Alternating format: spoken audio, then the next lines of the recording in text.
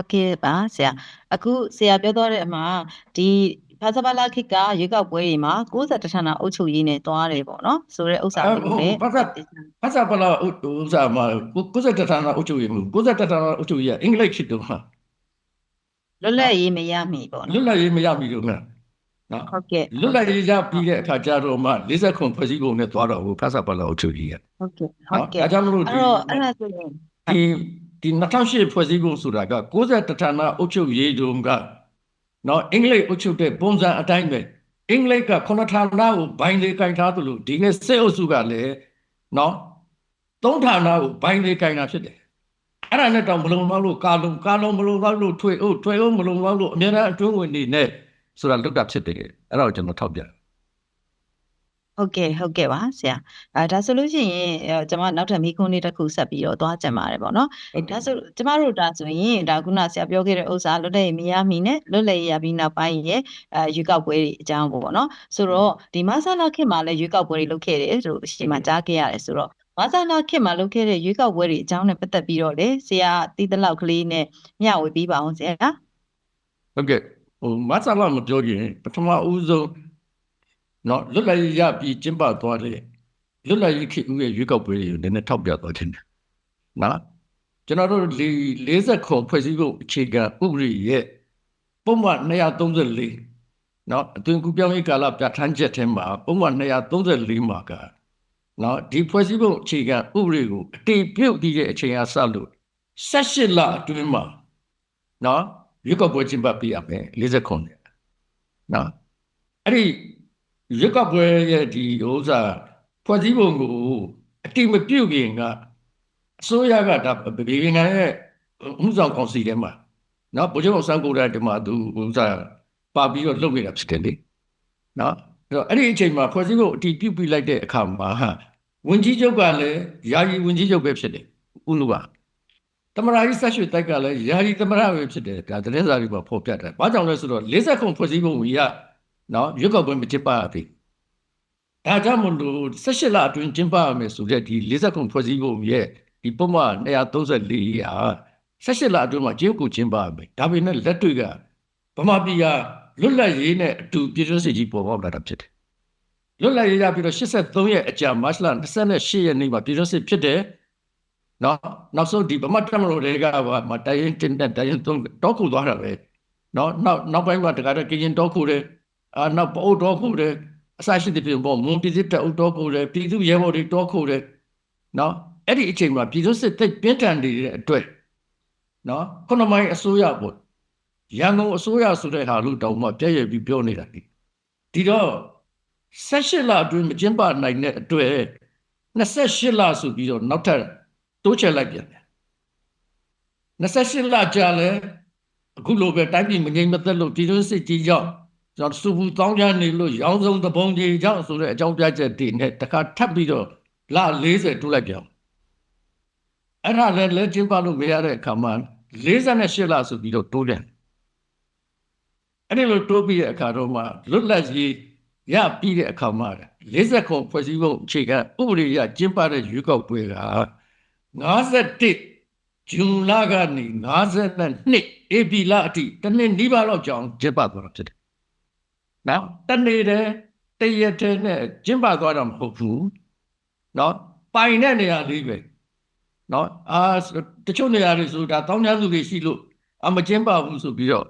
ကိုပိုင်တဲ့နေရာလေးကိုတစ်နှစ်နီးပါးကြာအောင်ကျင်းပတယ်ဆိုတော့ဗမာပြည်မှာပဲရှိခဲ့တယ်ဒါလွတ်လပ်ရေးခေတ်ဦးရဲ့ပထမဦးဆုံးကျင်းပတဲ့ရွေးကောက်ပွဲဒီတော့အဲ့ဒါကိုဒီကနေ့မင်းအောင်လိုက်ဘိုးကျစိုးပေါ့ဗျာသူကျင်းပမယ်ဆိုတဲ့ဒီနေ့2025အကုန်နဲ့26ဆိုတာလေအဲ့ဒီတုန်းကဟာကိုပဲသူနမူနာယူထားတာပဲဖြစ်တယ်လေသူတနေ့တည်းမကျင်းပဘူးလေဘယ်နေရာမှာကျင်းပမယ်လဲတိတိကျကျကိုမရှိသေးဘူးကျင်းပပြီးတော့လဲဘယ်အချိန်မှလွတ်တော်ခေါ်မှလဲဒါတွေကိုဘာမှမလုပ်သေးဘူးနဲ့သူကအပိုင်ကိုကင်ထားပြီးတော့လုပ်မယ်ဆိုတဲ့ရွေးကောက်ပွဲဒါကြောင့်မလို့ဒီ51နှစ်ရွေးကောက်ပွဲနဲ့ဒီကနေ့ဘိုးချန်စုလုံးမဲ့ရွေးကောက်ပွဲရှင်ပြီးတော့ကြည့်ရှင်မြင်အောင်လို့ကျွန်တော်ကထောက်ပြထားတာဖြစ်တယ်အဲ့ဒါတစ်ချက်ပါပဲပြီးတော့မှဒီကာလမှာတည်းက ရွေးကောက်ပွဲကျင်းပတာက51မှာကျင်းပတယ်အဲ့ဒီကာလမှာတွေကဒီကနေ့စစ်တပ်ကဘာလုပ်လဲဆိုတော့ဗမာပြည်မှာနော်ဗမာပြည်ရဲ့စီးပွားရေးတွေကိုငါတို့စစ်ဗိုလ်ချုပ်တွေပဲလုပ်မယ်ဆိုပြီးတော့မှ90ခုနှစ်ဒီဇင်ဘာလောက်တည်းက DSI လို့ခေါ်တဲ့ Defense Service Institute စစ်ဖက်ဆိုင်ရာကုန်စည်ဖြန့်ဖြူးရေးဆိုတဲ့နော် limited ကိုထူထောင်ခဲ့တာဖြစ်တယ်စစ်ဗိုလ်ချုပ်12ယောက်နော် managing director ကဗိုလ်တင်ဖေဖြစ်ပြီးတော့အုပ်ချုပ်ရေး director ကဘိုးအောင်ကြီးဖြစ်ရှင်းရှင်းလေးပဲလေနော်ရွေးကောက်ပွဲတော့မကျင်းပခင်တည်းကဒီကနေ့စစ်တပ်ကစီးပွားရေးတစ်ခုလုံးကိုလက်ဝကြီးအုပ်တာအားလုံး enterprise ပေါင်း company ပေါင်း42ခုရှိတယ်အကုန်လုံးတော့ဖြစ်တယ်ဘဏ်လုပ်ငန်းတွေလုပ်တယ်ခရီးသွားလုပ်ငန်းတွေလုပ်တယ်နော် export import တွေလုပ်တယ်အဲ့ဒီအခါမှာစစ်တပ်ကဝင်ငွေကိုစောင့်ကြရမလို့သွင်းကုန်အတွက်လည်းစောင့်ကြရမလို့နော်ပြီးသွားပြီနော်စစ်တပ်မိသားစုတွေကိုဈေးနှုန်းသက်သာစွာနဲ့ရောင်းချရမယ်လောက်တာမှအကုန်လောက်တာပုံနှိမ့်တိုက်လုပ်ငန်းတွေလုပ်တယ်ပြက်ကလေးတွေထုတ်တယ်နော်ပြည်သူလက်ရုံးဆိုတဲ့စာအုပ်တိုင်တွေအင်းဝစာအုပ်တိုက်တွေဒါတွေအကုန်လုံးစစ်တပ်ကလုပ်သွားတာကြီးပဲနော်ဥပမာတစ်ခုဆိုလို့ရှိရင်အဲ့ဒီကာလတုန်းက3ဘိန်းတွေပေါ့နော်အဲ့ဒီ3ဘိန်းတွေကိုစစ်တပ်ကဗိုလ်ကြီးအဆင့်ရှိတဲ့လူတွေကိုဈေးနှုန်းသက်သာစွာနဲ့ရောင်းချပေးတာဖြစ်တယ်3လကြာတဲ့ခါကျတော့အဲ့ဒီ3ဘိန်းတွေကတရုတ်ကလာလက်ရောက်ကုန်တာနော်ဒါကြောင့်မို့ထောက်ပြချင်တာကစီးပွားရေးလုတ်ပိုင်ခွင့်အာဏာကြောင့်နိုင်ငံရေးအာဏာရလာတယ်အဲ့ဒီနိုင်ငံရေးအာဏာကနေစီးပွားရေးလုတ်ပိုင်ခွင့်ကိုပြန်ပြီးတော့ရတယ်အဲ့ဒီနှစ်ခုကတခါတည်းတစ်ခုနဲ့တစ်ခုအမိလည်းပြုတ်ပြီးတော့ကိုတစားဒီလိုလုတ်တာတယ်နော်ဒီစစ်တပ်ကအုပ်ချုပ်ရေးတစ်ခုတည်းကိုသွားကြည့်လို့မရနော်စစ်တပ်ကစီးပွားရေးကိုလုတ်တာဖြစ်တယ်အဲ့ဒါကလည်းရွေးကောက်ပွဲမတိုင်ခင်တည်းကသူတို့လုတ်ထားတဲ့လွတ်ကွက်တွေမြင်စေချင်လို့ချပြတာနော်ဒါတစ်ချက်52ကရွေးကောက်ပွဲဒါပေမဲ့လို့အဲ့ဒီကာလမှာဖတ်စာဘာလာကလေအဂရိလိုက်စားမှုတွေကကြောက်ကမန်းလိလိပဲဖတ်စာဘာလာခေါင်းဆောင်တွေကဒါကြောင့်မလို့ဝင်းကြီးချုပ်ကိုယ်တိုင်စာသုံးလို့ဆိုတဲ့အဖွဲ့ကြီးဖွဲ့ပြီးတော့ကိုစစ်ဆေးရတာဖြစ်တယ်နော်အဲ့ဒီခေတ်မှာရှိနေတဲ့အတိုက်ခံတွေပြောစကားဆိုလို့ရှိရင်ဖတ်စာဘာလာဘလောက်လက်စားလဲဆိုတာပါဇာထဲရှိတဲ့ကိန်းဂဏကပြောလိုက်ဒီကနေ့မမှန်ရင်ဘယ်နှဖန်မှန်လာမယ်ဒီတော့51ပြီးသွားတဲ့အခါမှာဟာနော်ဖတ်စာပါလာလည်းအဲ့လိုရိုးကြသွားတယ်နော်ဟို50ခွန်နှုံးကတိုင်းပြည်ပြည်လွှတ်တော်ရွေးကောက်ပွဲတို့ကမဲပေးတဲ့ voter turnout ကိုကြည့်ရင်60%လောက်ရှိပြီနဲ့51-52ရောက်တဲ့အခါကျတော့18%လုံးပဲမဲပေးတော့ထို့ကြောင့်တော့ဒီလူတို့ကနော်အဲ့ဒါဒီပထမဦးဆုံးကျင်းပသွားခဲ့တဲ့51နှစ်ရွေးကောက်ပွဲကောက်ကြောင်းလေးနည်းနည်းထောက်ပြတာနော်ပြီးတော့မှ56ရွေးကောက်ပွဲကျင်းပပြီးအဲ့ဒီခါကျတော့သူကတနေတဲ့တရက်ထဲကျင်းပသွားတော့ပေါ့နော်56 EP မှာကျင်းပသွားတယ်ဒီတော့အဲ့ဒီမှာဖတ်စာပါလာကစောစောပြောသလို image တွေကျသွားတဲ့အခါမှာအတိုက်ခံဖြစ်တဲ့ပမညတာကနော်40နဲ့4နေရအနိုင်ရသွားတယ်အတိုက်ခံနော်ဒါတော့ဒီအောင်မြန်မာနိုင်ငံအမျိုးသားညီညွတ်ရေးတပ်ပေါင်းစုတို့ခေါ်တာပေါ့နော်ဒါကတကယ်အားတောက်နဲ့နော်ဟိုနိုင်ငံရေးပါတီစုဖွဲ့ထားတဲ့တပ်ပေါင်းစုဖြစ်တယ်အဲ့ဒီမှာဘိုးနေဝင်းရဲ့မှတ်ချက်အင်မတန်အရေးကြီးတယ်နော်ဒါ56ရောက်ပြီရွေးကောက်ပွဲလည်းပြီးရောချက်ချင်းဘိုးနေဝင်းကဘာမှတ်ချက်ချလဲဆိုတော့ဟာတဲ့ဒီကောင်တွေကိုဒီတိုင်းလွှတ်ထားလို့ကတော့နောက်ထပ်ရွေးကောက်ပွဲ2ကြိမ်ဖြစ်ရဲ့တိုင်းပြည်အာဏာရသွားနိုင်တယ်ဒါဘုံမျိုးရဲ့မှတ်ချက်နော်ပြီးတော့မှသူ့ရဲ့တပည့်ကျော်ဘိုးရဲကောင်တို့ပြောတယ်နော်တနေ့ငါတို့တမတော်ကနိုင်ငံတော်အာဏာကိုယူသိရင်ယူရမှာပဲနော်ဒါဘုံမျိုးပြောသွားတာ56တည်းကဒါပေမဲ့ဒါဟုတ်ဒီကနေ့ကျွန်တော်တို့ခေတ်အဆက်နိုင်ငံရေးခေါင်းဆောင်တွေကတတိမမူမိခဲ့ကြဘူးမှန်မှန်ကန်ကန်သုံးသပ်ဖို့အတွက်တာဝန်တွေပြက်ကွက်ထဲတယ်လို့ကျွန်တော်ကဒီလိုထောက်ပြတယ်နော်အဲ့တော့56မှာရွေးကောက်ပွဲက AP မှာပြီးတယ်ဩဂတ်လည်းကြောက်ဘာလို့လဲဆိုတဲ့အခါကျတော့နော်တမတော်စိတ်သက်စစ်စီရေးနဲ့ပညာပေးဌာနဆိုတော့ဖွင့်ထက်လိုက်နော်စိုက်ဝါပေါ့နော် သူရဲ့စိတ်သက်စစ်စေးထားတာဘလူတွေလည်းပါလဲဆိုတော့ဂျာနယ်ကျော်အက်ဒီတာဟောင်းဦးစောဦးနောက်ဘာသာပါလီမန်အမတ်ဖြစ်တဲ့ပေါင်းတဲ့ဗိုလ်သိန်းလှိုင်နောက်ပြီးတော့နောင်သောအခါမှာမဆလာရဲ့အညမညသဘောတရားဆရာကြီးဖြစ်လာမဲ့ဦးချစ်လှိုင်သူကလောင်နာမည်ကတော့ကိုမောင်တို့လည်းခေါ်တယ်နောက်အသက်တွေကြီးမှသက်90နာရီကြတော့မှစာရီပြန်ကြီးတော့လေကိုမောင်ကြီးဖြစ်သွားတဲ့လူနဲ့နောက်အဲ့ဒီထဲမှာဓမိကဘာသနန်းတို့ပါတယ်နောက်ဘိုးသန်းရွှေရုရှား KGB ကိုလှုပ်ပြီးတော့မှအဲ့ဒီစိုက်ဝါသင်တန်းတွေတက်ပြီးတော့မှနောက်ပိုင်းသူတို့တမလို့စိတ်ကစစ်စေးနဲ့ပညာပေးဌာနမှာအခုစာဖတ်နေတဲ့စာဖတ်သူကြီးလည်းပါလာခဲ့တာဖြစ်တယ်အဲ့ဒီကစပြီးတော့သူတို့ကဘာလုပ်လဲဆိုတော့တမလို့ကြီးမူဝါဒ3ရက်မူဝါဒကြီး3ရက်အဲ့ဒီ3ရက်ကအဲ့ဒီတည်းကချထားတာဖြစ်တယ်ဒါပေမဲ့နဝတနာဖတက်လာတဲ့အချိန်ကျတော့ဘာဖြစ်သွားလဲဆိုတော့အဲ့ဒီတမလို့ရဲ့မူဝါဒ3ရက်ကတို့တောင်နဲ့အေးဆုံးမှဖြစ်သွားအဲ့ဒါ56လောက်တည်းကသူတို့တွေပြင်နေတဲ့ခြေလမ်းတွေဖြစ်တယ်ရှင်းလေးပဲဒါကိုမြင်အောင်ကြည့်ဖို့ကျွန်တော်ပြောတာဖြစ်ပါတယ်ဒါဒီဘက်ခစ်တော်မရသေးဒါ56လောက်ကိုပဲပြောသွားတယ်အဲ့ဒီလို56ဆိုတဲ့ကာလမှာဘာဖြစ်လဲဆိုတော့ကျောင်းသားတိုက်ပွဲကြီးကအလီဖြစ်လာတယ်53အောက်တိုဘာကျောင်းတလားပဲရေတော်ပုံဖြစ်တယ်56မှာဝန်ကြီးချုပ်ဖြစ်သွားတဲ့ဦးနုကအချိန်တော့ကလည်းကျောင်းသားသမဂ္ဂဥက္ကဋ္ဌဖြစ်ခဲ့တဲ့ဦးနုကပပပြည်မှာကျောင်းသားသမဂ္ဂတွေမရှိအောင်ရပ်ပေါင်း30အတွင်းဖြတ်သိမ်းရမယ်ဆိုတဲ့အထွေအမိန့်တွေထုတ်တဲ့အစဉ်အထိဖြစ်လာတယ်ပြီးတော့ဒီ56တခင်သားခင်ပြည်ထောင်ဝန်ကြီးဖြစ်စဉ်ကာလမှာကိုကျော်ကိုopen jail လို့ခေါ်တာပေါ့ကွာဒီလိုအုပ်ရိုးနဲ့ကာထားတာကိုပဲနဲ့အဲ့ဒီမှာအကျဉ်းသားတွေကိုပို့တယ်အဲ့ဒီမှာဒုဝန်ကြီးချုပ်ဖြစ်တဲ့ဦးကျော်ကြီးကတော့ပြောပါတယ်ဒါနိုင်ငံရေးအကျဉ်းသားတွေကိုပို့ဖို့ရည်ရွယ်ပြီးလုပ်တာမဟုတ်ပါဘူးတဲ့ဒါကကျွန်းရဲ့ထွက်ကုန်ပစ္စည်းတွေကိုပြည်မကြီးကိုပို့ဖို့နဲ့နိုင်ငံတော်ကာကွယ်ရေးအတွက်လေရင်ပြေးလန်းနေစောင့်လို့ဖို့အတွက်ပဲရည်ရွယ်ထားပါတယ်ဆိုတော့ဒါ56ရွေးကောက်ပွဲအပြီးမှပြောပြတာဒါတပိုင်းလေးကိုတော့ကျွန်တော်အဲ့ဒီလိုထောက်ပြတယ်နောက်ပိုင်းကျတော့မှဒီ56နဲ့60ရွေးကောက်ပွဲမဖြစ်ခင်လေးကိုကျွန်တော်တပိုင်းပြောချင်ဒီတော့ဖတ်စပါလာဒီမှာနှစ်ချမ်းပွဲပြီးတီမြဲဖြစ်ပြီးတန်ရှင်းဖြစ်ပြီးအဲ့ဒီတော့တီမြဲရောတန်ရှင်းရောကစစ်တပ်သူ့ထောက်ခံအားပေးလို့ရှိရင်အာဏာပြန်ရနိုင်တယ်ဆိုတဲ့အတွက်နှစ်ဖွဲ့စလုံးက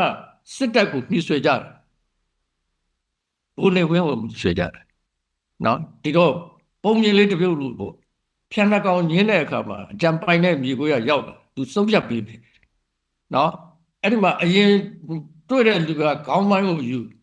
နောက်မှတွေ့တဲ့လူကအမီးပိုင်းကိုယူအလဲဝန်းပိုက်သားငါအတွက်ပဲဆိုတဲ့ဟာမျိုးနဲ့ဘိုးနေဝင်းကတကယ်ဝမ်းပိုက်သားနဲ့တူတဲ့နိုင်ငံတော်အာဏာကိုရယူသွားတာဖြစ်တယ်56တည်းကပြင်ဆင်ပြီးတော့58မှာဝန်ကြီးချုပ်ဦးနုအိမ်ကိုဘိုးတင်ဖေးဘိုးအောင်ကြီးဘိုးမောင်မောင်3ယောက်ကဝန်ကြီးချုပ်အိမ်ဆိုတော့ဝန်ကြီးတိုင်းဝင်လို့မရဘူး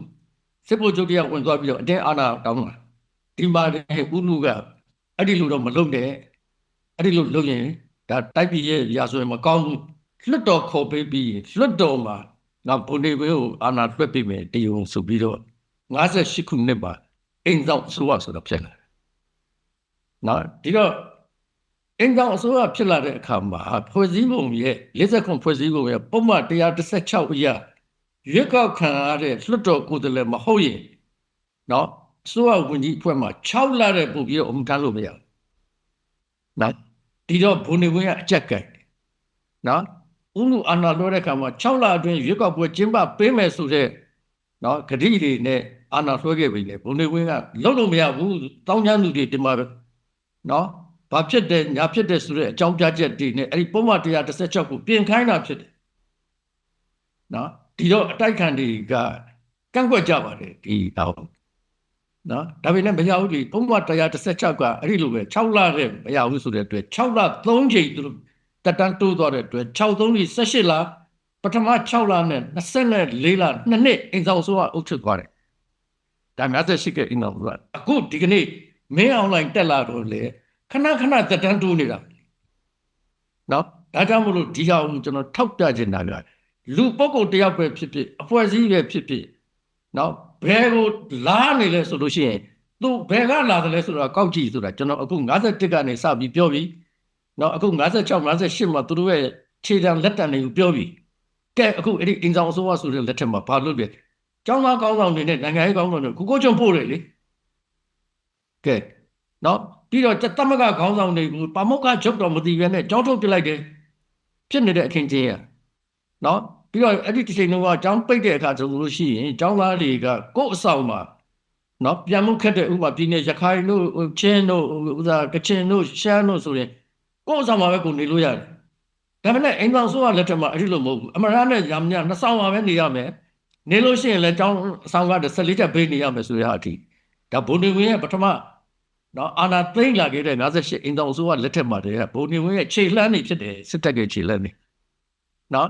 ပြီးတော့မှတက္ကသိုလ်အရာတိုင်ရင်ကိုခုလုံးလုပ်ပြီးတော့မှတက္ကသိုလ်နယ်မြေထဲမှာစစ်စခန်းလာဆောက်တယ်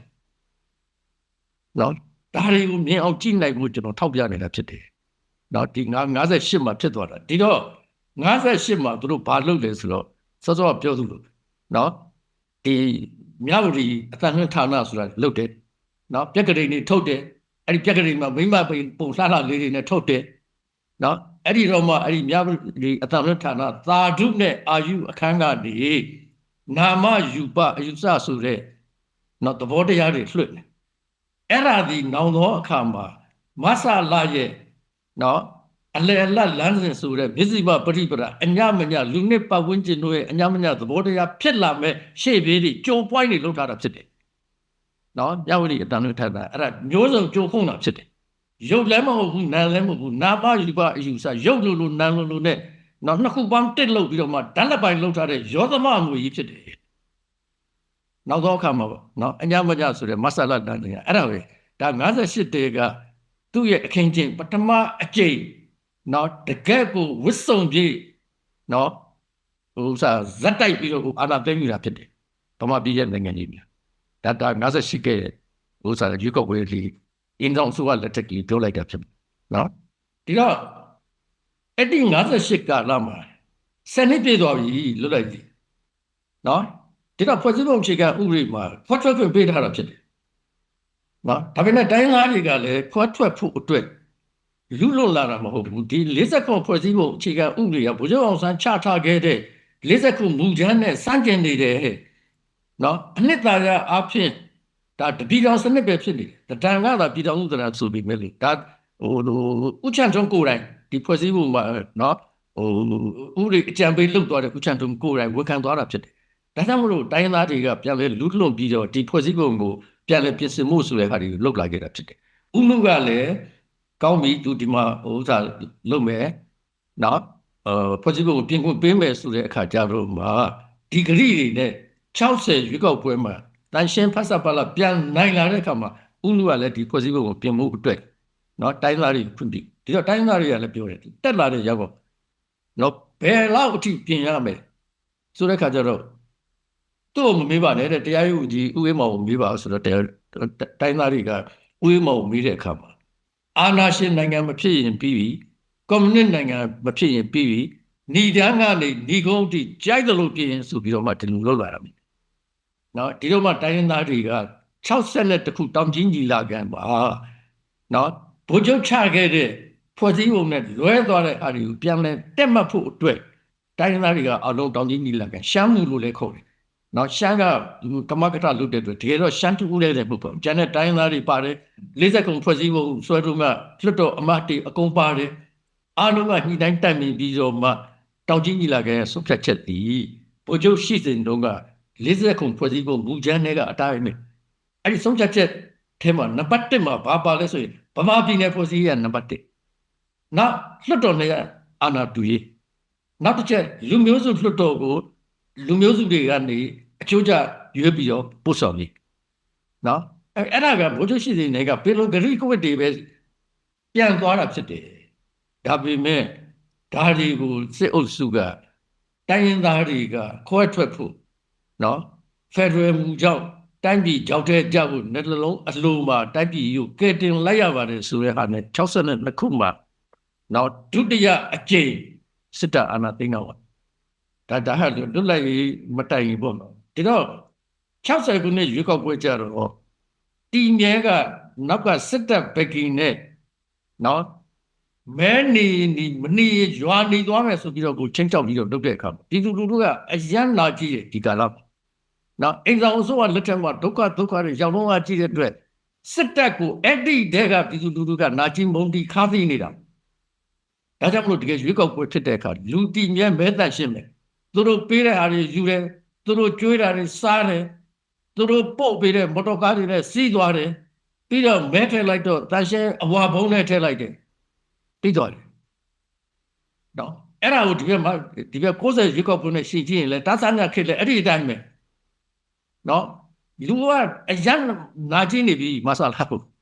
နော်မဆလာတစ်ဖြစ်လဲတားစားညလဲနာကျင်နေတဲ့အခါကျတော့ဒီအတိုင်းပဲနော်သူတို့ပေးတာယူတွေးတာစားခေါ်ရင်သွားထဲတော့ NLD တွေမဲပုံထက်လိုက်တဲ့အခါမှာ60ရွေးကောက်ပွဲမှာတောင်ပြိုကမ်းပြိုနိုင်ခဲ့တာဒါရွေးကောက်ပွဲအကြောင်းတွေကျွန်တော်နည်းနည်းချုပ်ပြီးတော့ပြောလိုက်တာ